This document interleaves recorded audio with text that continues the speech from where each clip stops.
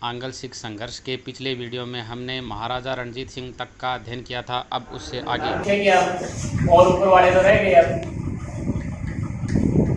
मृत्यु हो गई इसकी, है ना। इसके बाद में इसके पुत्र हैं खड़क सिंह, नौनिहाल सिंह,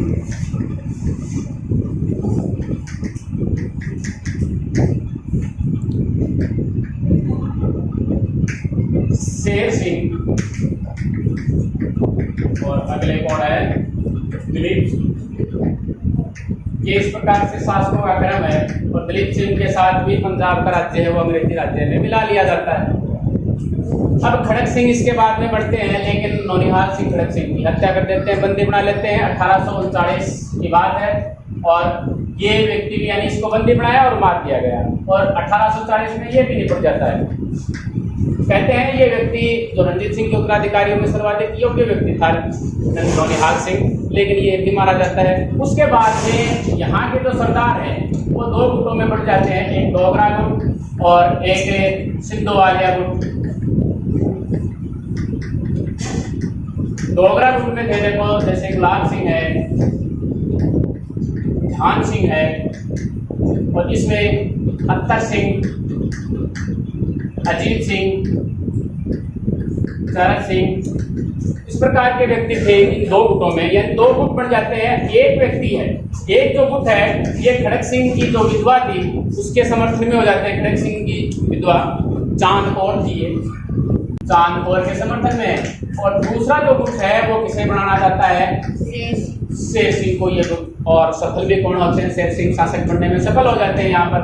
और ये जो अजीत सिंह है दूसरे गुट के, ये अजीत सिंह पुलिस की हत्या कर देते हैं। आपस में लड़ाई और कल अपन ने चर्चा करी थी कि सिर्फ मैसूर इस प्रकार का था जहां पर आंतरिक विद्रोह नहीं था, बाकी के सभी जगह आंतरिक विद्रोह देखने को मिलेगा। अजीत सिंह शेर सिंह की हत्या कर देते हैं, लेकिन ऐसे समय में दिलीप सिंह छोटे हैं और इसकी माता जी हैं जिंदा कौर, जो कालांतर में झुंझुनू देवी के रूप में प्रसिद्ध होती है। ये इसकी संरक्षिका बनती है। और लाल सिंह इनका वजीर बन जाता है, ठीक है। ये संरक्षिका, ये वजीर और ये राजा बन जाते हैं, ठीक है। अब होता क्या है कि प्रथम जो आंग्ल सिख युद्ध है, अब युद्धों की बात करेंगे, 1845 से 46। इस युद्ध में देखो एक तो असंतोष है। पहली बात है कि जो सिख हैं, सिख सरदारों में क्या है जी,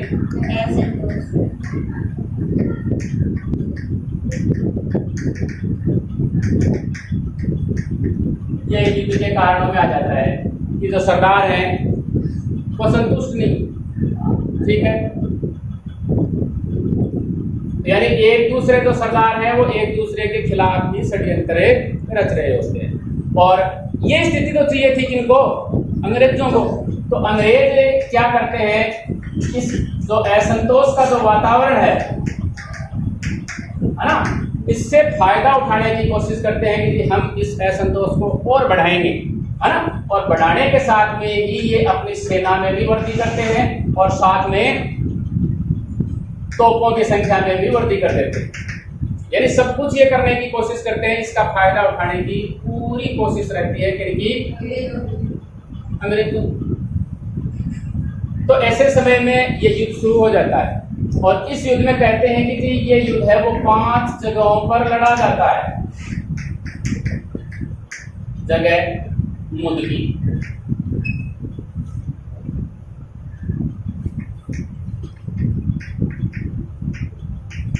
फिरोजा, बदोवाल,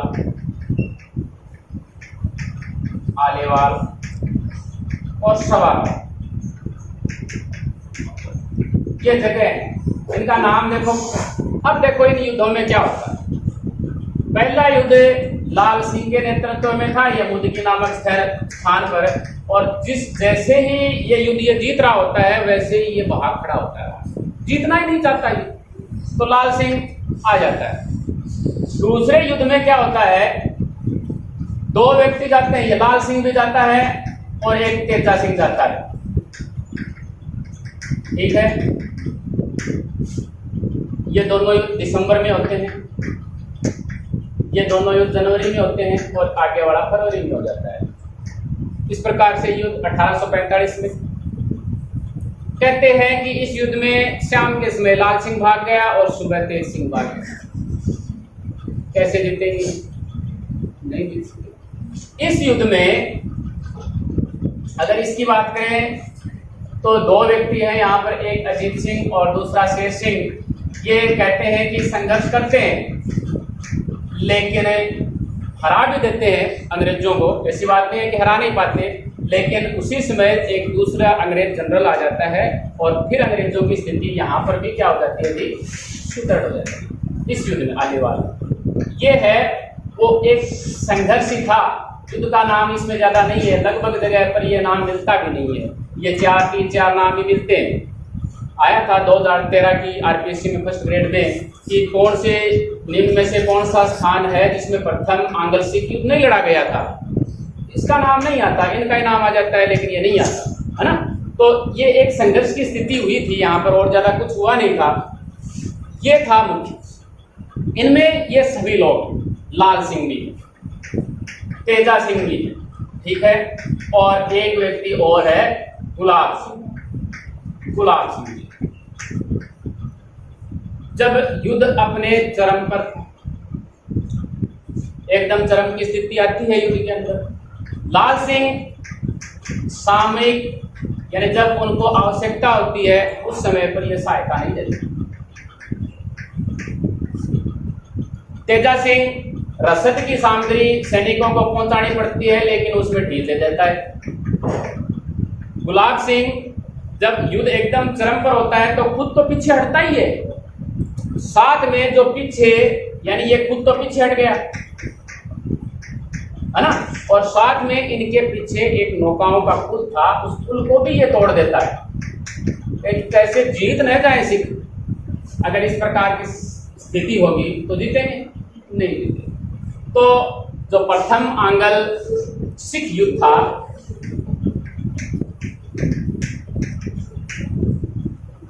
इस समय जो अंग्रेज गवर्नर जनरल थे वो थे हार्डिंग्स,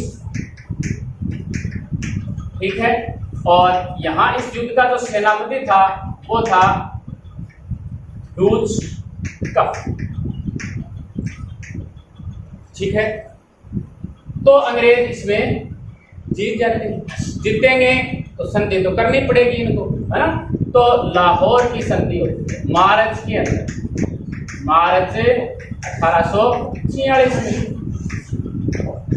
क्या कि आप जो सिंध सतलज का जो क्षेत्र है, अगर भारत के हम मानचित्र की हम बात करें,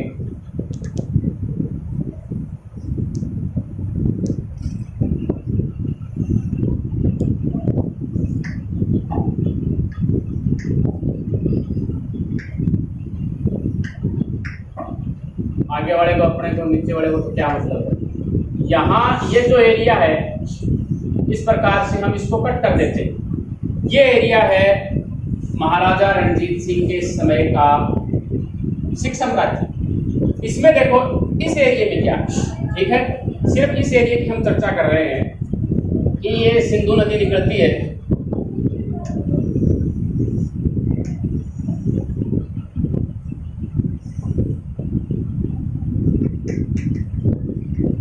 अटक, ये यहाँ पर पेशावर है, इसी एरिया की बात है, ठीक है। यहाँ पर बहावलपुर है। अब देखो पहले तो ये नदियाँ देखो, ये नदी कौन सी है जी, सिंधु नदी। ये कौन सी है, कौन सी नदी है बताओ, झेलम, फिर चिनाब, फिर रावी, और ये क्या है जी, सतलज। तो देखो ये इस प्रकार से है कि आप उत्तर पश्चिम में आप विस्तार करें, लेकिन इससे पूर्व में ना आए। समझे आप कहाँ पूर्व है? ये भी आगे फिर दो भागों में देखो यहाँ डिवाइड हो जाती है, ये व्यास हो जाती है। और यहाँ पर देखो ये जो नदी है यहाँ पर लाहौर है और यहाँ है अमृतसर और यहाँ पर है गुजरात। ये आगे चली जाती है, ये यहाँ श्रीनगर हो जाता है, झेलम नदी, और यहाँ ये कश्मीर रह जाता है। यहाँ जालंधर, लुधियाना, यहाँ पटियाला है। तो इस प्रकार से ये जगह है वहां पर। और इनके बारे में अपन ने देखा है, देखो कि जो मुल्तान है ना, मुल्तान यहाँ है और मुल्तान पर देखो इसने अधिकार किया है, अपन ने देखा है, इसलिए मैंने आपको मुल्तान बताया कि जी यहाँ पर मुल्तान है। पेशावर आपको बताया कि पेशावर पर अधिकार कर लिया है, कश्मीर पर इसने अधिकार कर लिया है, बराबर है। और कांगड़ा, इससे ऊपर कांगड़ा रह जाता है। ये हमने गुजरात इसलिए लिखा है, ये गुजरात अपने वाला नहीं है कि आप यहाँ वाले इस गुजरात की बात करो, ये गुजरात नहीं है, ये गुजरात अलग है, ठीक है। यहाँ इनका युद्ध होगा एक, इसलिए मैंने लिखा है। अमृतसर लाहौर के बारे में अपन ने देखा है कि ये इनकी राजधानी है, इस प्रकार से, है ना। तो ये इस प्रकार से इनकी मैपिंग के थ्रू है। तो इस युद्ध में ये इस प्रकार से, ठीक है। अब हम इसकी जो संधि है, लाहौर संधि के बारे में बात करेंगे। संधि किस प्रकार से है? एक हारेंगे, आप हमेशा याद रखें, जो भी हारेगा वो क्या देगा जी? याद रखें, सबसे पहली चीज ये रखें, युद्ध हर्जाना देगा जी। दूसरा, जो सतलज, शीर्ष सतलज है, उससे पूर्व के जो भी क्षेत्र हैं उनको ये छोड़ना है, ये स्वीकार करेगा कि हम इससे आगे हम नहीं जाएंगे, ठीक है। ये संधि में भी ये शर्त रहेगी। इससे आगे इसकी सेना देखो, मैंने कहा है कि इसकी सेना है, इसका एशिया के अंदर दूसरा स्थान था, तो इसको सेना को सीमित कर दिया गया। कितनी सीमित करेंगे वो अपन देखेंगे अभी। फिर एक अंग्रेज रेजिडेंट, ये भी याद रखें, जहां हारेंगे अंग्रेज रेजिडेंट पक्का जाएगा, यानी हस्तक्षेप करेगा ये यहाँ पर इनकी राजधानी में। हेनरी लॉरेंस, एक पहले तो कहते हैं कि 1 साल के लिए इसकी नियुक्ति की, लेकिन फिर तो देखो आगे तो बढ़ना ही है। हेनरी लॉरेंस, ठीक है। और ये जो इनकी माता थी, कौन है? झिंदन देवी, इसे भी इन्होंने संरक्षिका मान लिया। और इसका जो लाल सिंह था, इसे वजीर मान लिया कि हम इसे वजीर मान लेते हैं, ठीक है। इस प्रकार की ये इनकी शर्तें रहती हैं। युद्ध हर्जाने में देखो इनसे लिया गया जी 1.5 करोड़, कि आपको 1.5 करोड़ रुपए देने। अब 1.5 करोड़ रुपए इनके पास थे नहीं, तो इन्होंने क्या दिया जी, यहाँ आगे कर देता हूँ, 50 लाख रुपए दे दिया जी नगद। इनके पास इतने थे, 50 लाख नगद दे दिया और 1 करोड़ के बदले दे दिया कश्मीर और हजार, कि ये आज से आपके क्षेत्र। और कश्मीर को उसी समय गुलाब सिंह को भेज दिया। कई जगह तो लिखा है कि 50 लाख में, कई जगह लिखा है कि 1 करोड़ से भेज दिया इन्होंने। जो भी राशि है वो राशि लेकर इन्होंने इसे भेज दिया गुलाब सिंह को। गुलाब सिंह को अपने देखा है, गुलाब सिंह कौन है, ठीक है, भेज दिया। सेना सीमित, सतलज ये तो देखो इसमें पॉइंट में तो कोई दम है नहीं। सेना सीमित देखो कहाँ इनकी सेना 1 लाख के करीब थी। अब देखो ये सेना कर दी कि 20,000 पैदल सैनिक रहेंगे और 12,000 रहेंगे जी घुड़सवार। ये अज्ञा वाले युद्ध का कारण रहेगा एक, ये है जो दूसरा युद्ध होगा उसका एक मुख्य कारण है सेना सीमित करना। अंग्रेज रेजिडेंट रहेगा तो ये हस्तक्षेप करेगा, ये भी कारण हो जाएगा। अब ये देखो, ये भी कारण हो जाता है कि माता झिंदन देवी है और लाल सिंह वजीर। इनको देखते हुए फिर एक संधि और होती है। लाहौर जो संधि है वो मार्च में होती है, और एक दिसंबर के अंदर एक संधि और होती है, भैरोवाड़ की संधि। क्या था इसमें? यह था कि ये और इन दोनों के बीच में घनिष्ठता बढ़ जाए, और ये घनिष्ठता की चर्चे हैं वो कहाँ पहुंच जाते हैं? अंग्रेजों के पास। तो कहते हैं कि ये संरक्षिका के लायक नहीं, तो इसको संरक्षिका से हम हटा। एक कारण ये कि जिंदन देवी है, इसे अब हम देंगे जी 1.5 लाख की वार्षिक पेंशन, और ये संरक्षिका नहीं रहेगी अब। और इसे लिखा गया है कि पहले तो शेखपुरा भेज दिया 1.5 लाख की, फिर वो बनारस, और फिर द्वितीय युद्ध के अंदर हो सकता है कि ये षड्यंत्र करे, इसलिए इसे चुनार के किले के अंदर कैद कर दिया। ये भी दूसरे युद्ध का कारण है। ये चाहते थे कि इनकी महारानी है और महारानी को ही कैद कर लिया। तो एक ये शर्त है इस संधि की। दूसरी, हेनरी जो लॉरेंस है, आया था ना कि हेनरी लॉरेंस अंग्रेज समर्थक जो सिख हैं, अंग्रेज समर्थक जो सिख हैं, इसकी अध्यक्षता में एक 8 सदस्यों की एक संरक्षण परिषद बनेगी, और वो ही संरक्षण रहेगी किसकी? दिलीप सिंह। ठीक है। और तीसरा जो पॉइंट है कि 22 लाख रुपए लाहौर में जो अंग्रेजी सेना रहेगी उसके लिए देने पड़ेंगे महाराजा को। ये शर्त। ठीक है, ये 2 संधियां हो जाती हैं। अब देखो हम दूसरे युद्ध की तरफ चलते हैं। द्वितीय आंग्ल सिख युद्ध कब होगा जी?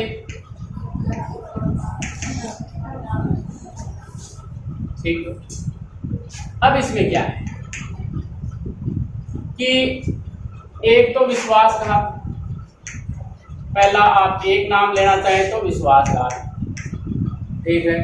कौन कहेगा कि पहले युद्ध में सिखों ने के जो नेता थे उन सभी ने विश्वासघात किया, तो उनसे बदला लेना। ठीक है। दूसरी देखो, यहां पर आपको लगभग तो यही मिल जाएंगे। मैंने आपको बताया था कि जो सेना है, अब सेना कहाँ 1 लाख थी और कहाँ ये इतने से हो जाते हैं, तो बाकी के बेरोजगार हो गए। बेरोजगार हो गए तो क्या करेंगे फिर वो? बताओ, लड़ाई करेंगे फिर वो। तो सेना से मुक्त जिनको कर दिया गया, ये भी एक कारण रहता है। फिर अगली चीज आगे क्या रहेगी? अंग्रेज जो रेजिडेंट है, मैंने आपको बताया यहां ही देखना है आपको। अंग्रेज जो रेजिडेंट है उसका हस्तक्षेप बढ़ जाता है और ये इन्हें पसंद नहीं आता। ठीक है। और अगला है कि 1820 वाला जो एरिया है, 47-48 में ये सुधार करते हैं अंग्रेज। यहाँ इसके एरिया में सुधार करते हैं, लेकिन ये सुधार है वो सिखों के खिलाफ थे। ये बात भी इन्हें पसंद नहीं आती। ठीक है। एक कारण है महारानी जिंदन देवी, कि जिंदन देवी को कैद कर दिया। कहाँ? चुनार के किले में। अब अपनी शासिका के रूप में ये चीजें इन्हें पसंद नहीं आती। अगली चीज जो महाराजा दिलीप सिंह है उसका विवाह हुआ नहीं, लेकिन इस विवाह में अंग्रेज हैं वो हस्तक्षेप कर देते हैं, और इनका जो भावी ससुर था छत्तर सिंह, और उसका बेटा था शेर सिंह। तो इसके कारण ये भी अंग्रेजों के दुश्मन हो जाते हैं और ये भी युद्ध करने के लिए लालायित रहते हैं। ठीक है। और एक है मुल्तान का गवर्नर है मूलराज। मूलराज से ये उत्तराधिकारी कर लेते हैं कि आपसे अब लिया जाएगा, उसकी राशि को बढ़ा देते हैं और वो देने से इनकार कर देता है, तो इसे अपदस्थ कर देते हैं। जबकि मूलराज है वो वहां पर बहुत लोकप्रिय था, तो मूलराज का हटाया जाना भी इस युद्ध का एक कारण हो जाता है। ठीक है, ये युद्ध के कारण रहते हैं। सबसे पहले गप की है, गफ और शेर सिंह। देखो ये शेर सिंह ये है दिलीप सिंह का होने वाला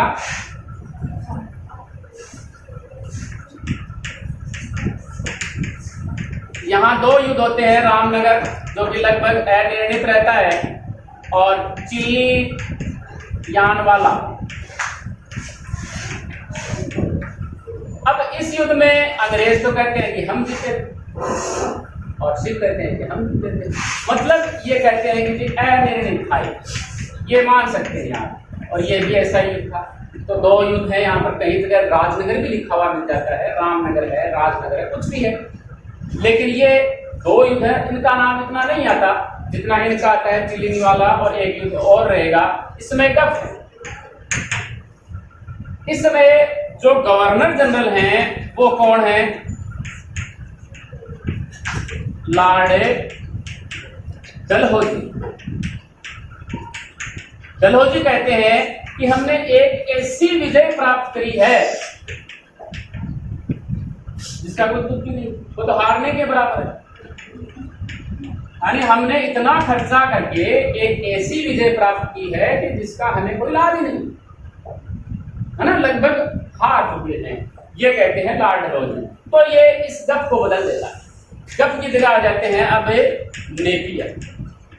ये जनवरी फरवरी में ये युद्ध होते हैं, ये नवंबर में है और ये जनवरी में होता है।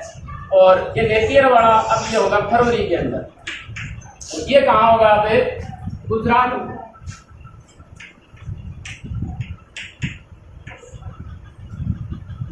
और इस युद्ध में कहते हैं कि तोपों का बहुत ज्यादा प्रयोग हुआ था, इसलिए इस युद्ध को तोपों का युद्ध भी कह देते हैं। और इस युद्ध में वर्षेज ये किसके है? दिलीप सिंह। वो एक कहानी है कि दिलीप सिंह इस युद्ध में हारने के बाद में जो पंजाब है वो अंग्रेजी राज्य में मिला लिया जाता है। यानी 30 मार्च 1849 तारीख है। 30 मार्च 1849 को लॉर्ड डलहौजी घोषणा करते हैं कि जी पंजाब का जो राज्य है वो अंग्रेजी राज्य में मिला लिया गया और अब से वो ब्रिटिश भारत का अधीन अंग रहेगा। और जो व्यक्ति है दिलीप सिंह, इसे 5 लाख रुपए की वार्षिक पेंशन देकर कहाँ भेज दिया गया? इंग्लैंड। कि जी आप अभी बच्चे हैं और वहां पर जाके आप पढ़ाई कीजिए। तो पढ़ाई करने के लिए इन्हें इंग्लैंड भेज देते हैं। अब देखो यहाँ पर व्यक्ति ये इसके विरोध में थे, एक हेनरी लॉरेंस और लॉर्ड एलनबरो। ये नहीं चाहते थे कि इसका विलय इस प्रकार से हो, यानी वो राजा बने रहने देना चाहते थे दिलीप सिंह को, लेकिन डलहौजी नहीं मानता। डलहौजी माना भी नहीं और इसको अंग्रेजी राज्य में मिला लिया गया। और 3 सदस्यों की एक परिषद बनाई गई जिसमें हेनरी लॉरेंस है, जॉन लॉरेंस, सीले मार्क्स, इस प्रकार से नाम था। इनकी एक 3 सदस्यों की एक परिषद बनाई जाती है और वो आज से रहेगी कहाँ पर है? पंजाब। तो ये है पंजाब अंग्रेजों का सिख संघर्ष।